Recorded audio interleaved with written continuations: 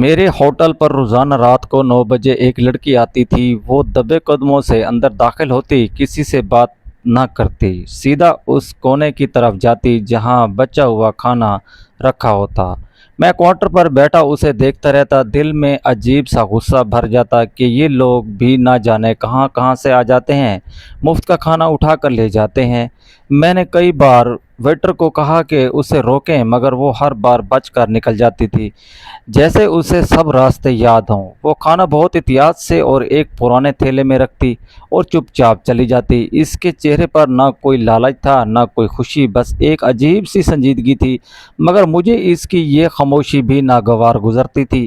شروع میں نے اسے نظر انداز کیا، مگر آہستہ آہستہ اس کی یہ عادت مجھے لٹکنے لگی۔ میرے اندر ایک عجیب سا غرور تھا، مجھے لگتا تھا کہ یہ ہوٹل میری محنت کا نتیجہ ہے اور یہاں آنے والا ہر شخص کسی نہ کسی قیمت پر ہی کچھ لے جا سکتا ہے۔ مجھے یہ بات برداشت نہیں ہوتی تھی کہ کوئی خاموشی سے آئے اور بغیر کچھ دیے چلا جائے۔ وہ لڑکی روز آتی تھی اور ہر بار اسے ایسی خاموشی سے کھانا ایک پرانے تھیلے سے میں ڈال کر چلی جاتی تھی۔ اس کے کپڑے سادہ اور پرانے ہوتے تھے، مگر اس کے انداز میں کوئی کروٹ نہیں تھے، جیسے وہ مجبوری میں آتی ہو مگر خودداری ابھی بھی زندہ ہو۔ ایک دن میں نے غور سے اسے دیکھا تو محسوس ہوا کہ وہ بہت کمزور ہے، اس کے ہاتھ کانپتے تھے، مگر پھر بھی وہ بڑی احتیاط سے کھانا سمیٹتی تھی جیسے ایک ایک دانہ قیمتی ہو۔ مگر اس سب کے باوجود میرے دل میں اس کے لیے نرمی پیدا نہ ہوئی، بلکہ الٹا چڑچڑاپن بڑھتا گیا۔ مجھے لگتا تھا کہ ایسے لوگ ہی معاشرے پر بوجھ ہوتے ہیں جو محنت کرنے کی بجائے دوسروں پر گزارا کرتے ہیں۔ میں اپنی اسی سوچ میں مبتلا تھا۔ میرا دل کرتا تھا اس سے کہوں تمہارے ہاتھ پاؤں سلامت ہیں، پھر کیوں بھکاریوں کی طرح روزانہ منہ اٹھا کر چلی آتی ہو؟ محنت مزدوری کرو، کماؤ، کھاؤ۔ حالانکہ میرا بھی کوئی اتنا بڑا ہوٹل نہیں تھا، مگر ایسی جگہ پر تھا جہاں مسافر لوگ کا آنا جانا وہ تھا۔ ٹرک ڈرائیور اکثر رات یہاں قیام کرتے، باہر بڑی چارپائیوں میں سو جاتے اور صبح سویرے اپنی منزل پر چلے جاتے۔ اس وجہ سے کمائی اچھی ہوتی تھی۔ شاید اسی وجہ سے میں مغرور ہو گیا تھا۔ میں یہ بھول گیا تھا غرور کا انجام اچھا نہیں ہوتا۔ ایک رات بارش ہو رہی تھی، گاہک کم تھے اور میرا موڈ پہلے ہی خراب تھا۔ وہ لڑکی حسب معمول آئی اور کھانا سمیٹنے لگی۔ اس دن نہ جانے مجھے کیا ہوا، میں غصے میں اٹھا اور اس کے پاس جا کر زور سے بولا کہ یہ ہوٹل ہے تمہارا گھر نہیں جو روز آ کر مفت کا کھانا لے جاؤ۔ چونک گئی، اس کے ہاتھ کانپنے لگے، تھیلا زمین پر گر گیا اور سالن فرش پر پھیل گیا۔ میں نے مزید سخت لہجے میں کہا کہ بھکاریوں کی وجہ سے ہی کاروبار خراب ہوتا ہے، نکل جاؤ یہاں سے ابھی کے ابھی۔ وہ کچھ نہ بولی، بس نظریں جھکا لیں۔ اس کی آنکھوں میں نمی تھی، مگر اس نے ایک لفظ بھی نہ کہا۔ آہستہ سے مڑا اور خالی ہاتھ باہر چلی گئی۔ اس رات کے بعد وہ کبھی واپس نہ آئی۔ شروع میں مجھے سکون محسوس ہوا کہ ایک جھنجھٹ سے ختم ہوا، مگر چند دن بعد عجیب سا خلا محسوس ہونے لگا، جیسے ہوٹل کے اندر کونے کی خاموشی مجھے یاد دلانے لگی، مگر میں نے اس خیال کو جھٹکا دیا۔ وقت گزرتا گیا اور میرے ہوٹل کا کاروبار آہستہ آہستہ کم ہونے لگا۔ پہلے گاہک کم ہوئے، پھر اخراجات بڑھ گئے۔ میں نے بہت کوشش کی، مگر قسمت شاید ساتھ چھوڑ چکی تھی۔ ایک دن ایسا بھی آیا کہ مجھے ہوٹل بند کرنا پڑا۔ وہی ہوٹل جس پر مجھے فخر تھا اب میرے ہاتھ سے نکل چکا تھا۔ میں نے ہوٹل بند ہونے کے باوجود جب نئی زندگی شروع کی تو شروع میں ہر چیز بہت مشکل لگتی تھی۔ صبح اندھیرے سے میں اٹھ کر کام کی تلاش میں نکل جاتا، سارا دن اینٹیں اٹھانا، بھاری سامان ڈھونڈنا اور پھر تھکے ہوئے جسم کے ساتھ شام کو واپس آ کر کسی سستے سے کمرے میں گر جانا، یہ سب میرے لیے بالکل نئی زندگی تھی۔ مگر سب سے مشکل چیز جسم کی تھکن نہیں تھی، بلکہ دماغ کا بوجھ تھا جو ہر وقت مجھے اندر سے کھایا جا رہا تھا۔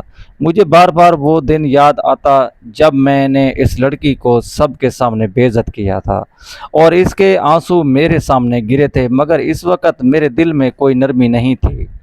میں سمجھتا تھا کہ میں ٹھیک کر رہا ہوں، لیکن اب جب حالات بدل گئے تو مجھے ہر چیز الٹی نظر آنے لگی۔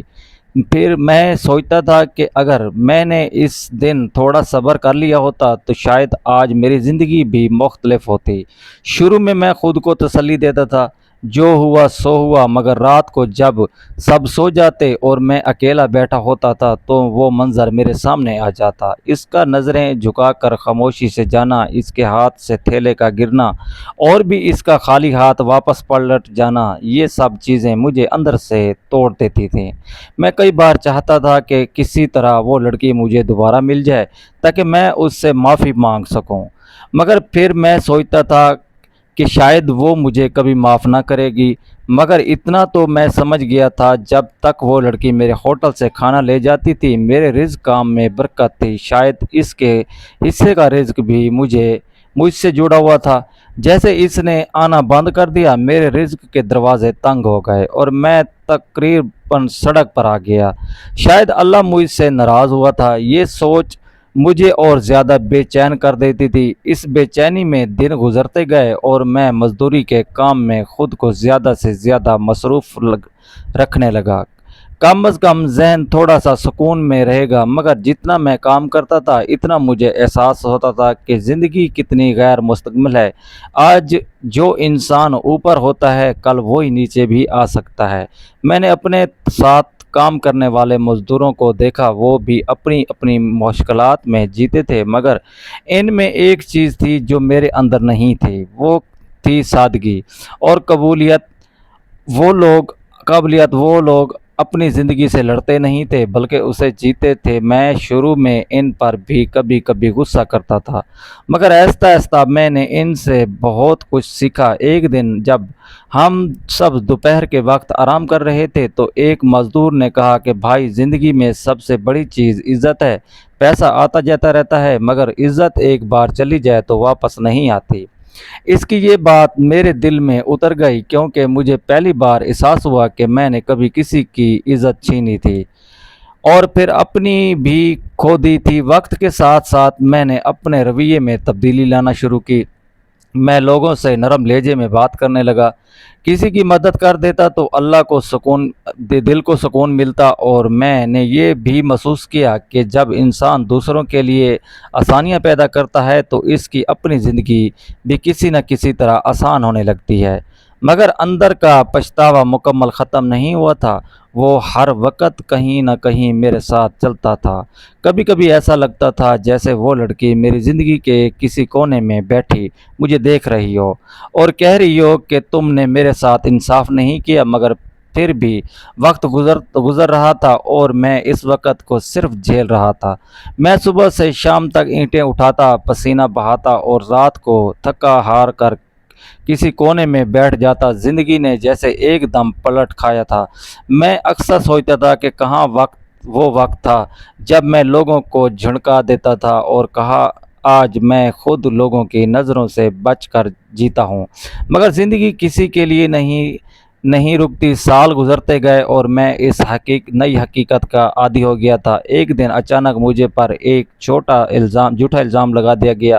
میں نے تعمیراتی سامان چوری کیا ہے۔ میں جتنا بھی صفائی دیتا رہا کسی نے میری بات نہ سنی۔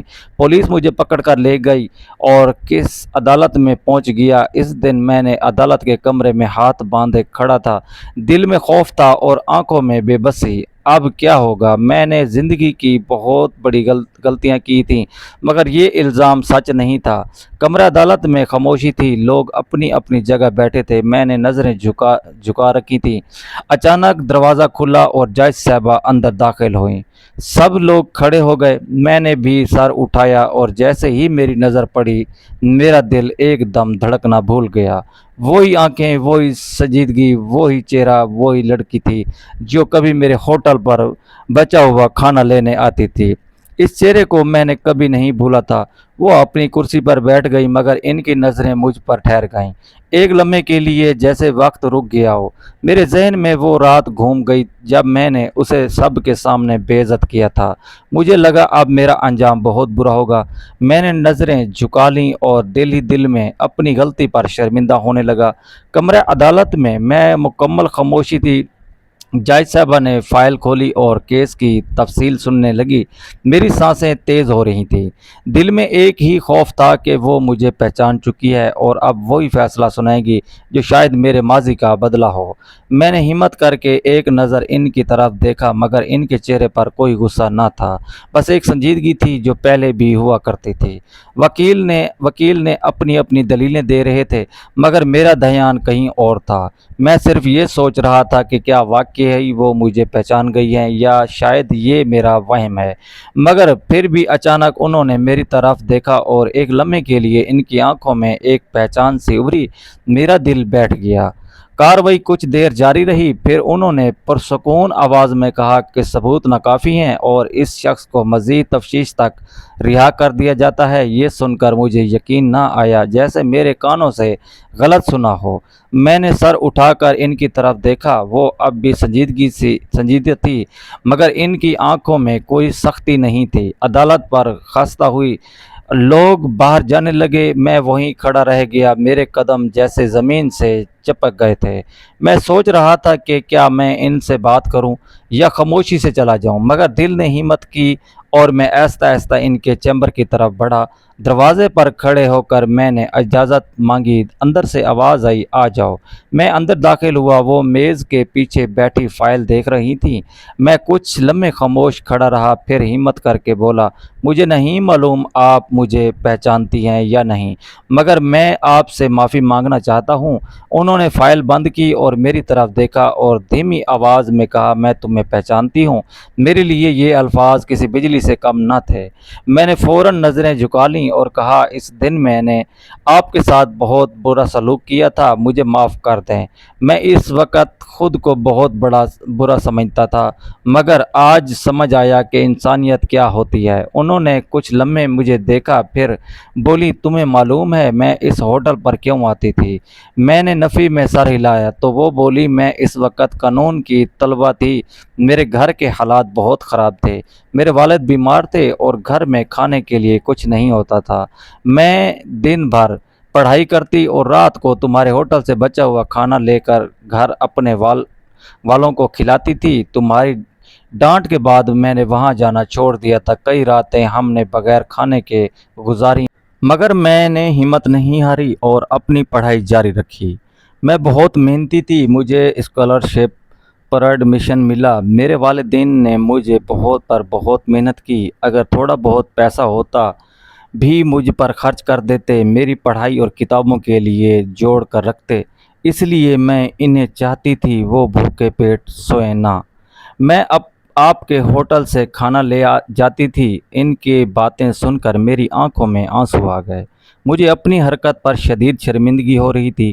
میں نے کہا، میں اس قابل تو نہیں کہ آپ سے معافی مانگ سکوں، مگر پھر بھی ابھی بھی اگر ہو سکے تو مجھے معاف کر دیں۔ انہوں نے گہری سانس لی اور کہا، میں نے تمہیں اسی دن معاف کر دیا تھا جب میں نے خود سے وعدہ کیا تھا کہ ایک دن میں اس مقام پر پہنچوں گی جہاں انصاف کر سکوں، اور آج میں وہی کر رہی ہوں۔ میں حیران تھا کہ جس لڑکی کو میں نے بے عزت کیا وہ آج میرے لیے انصاف کا دروازہ کھول رہی تھی۔ انہوں نے مزید کہا، زندگی انسان کو بہت کچھ سکھا دیتی ہے۔